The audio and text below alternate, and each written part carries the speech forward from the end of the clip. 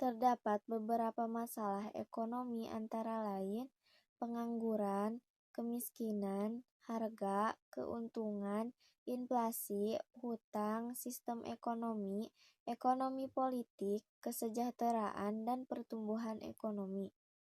Masalah ekonomi adalah masalah yang muncul ketika keinginan dan kebutuhan melebihi sumber daya yang tersedia.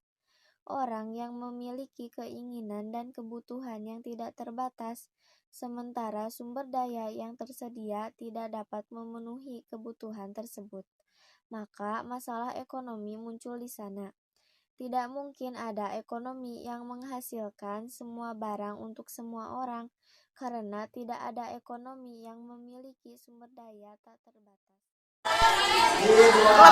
Rendahnya pertumbuhan ekonomi di Indonesia. Lemahnya pertumbuhan ekonomi juga dipengaruhi oleh kenaikan harga minyak dunia. Kenaikan harga minyak dunia disebabkan oleh kelangkaan minyak mentah. Kelangkaan minyak tersebut disebabkan oleh menipisnya cadangan minyak dan terhambatnya distribusi minyak. Kenaikan harga minyak menyebabkan harga kebutuhan pokok lainnya juga ikut naik. Akibatnya daya beli masyarakat menurun dan aktivitas ekonomi masyarakat menurun.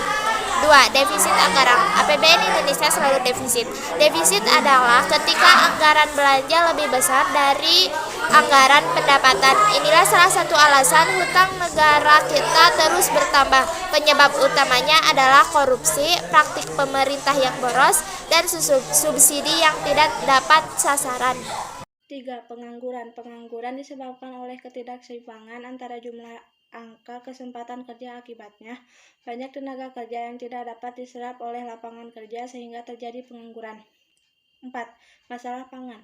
Kegagalan pemerintahan dalam mengendalikan harga pangan telah mendorong kenaikan harga pangan terutama komoditas kebutuhan pokok. Seiring dengan itu, luas lahan pertanian semakin menyusut akibat alih fungsi lahan menjadi perumahan. Salah satu penyebabnya adalah kurangnya perhatian terhadap kesejahteraan petani. Untuk memenuhi kebutuhan pangan saat ini, pemerintah harus mengimpor dalam luar negeri.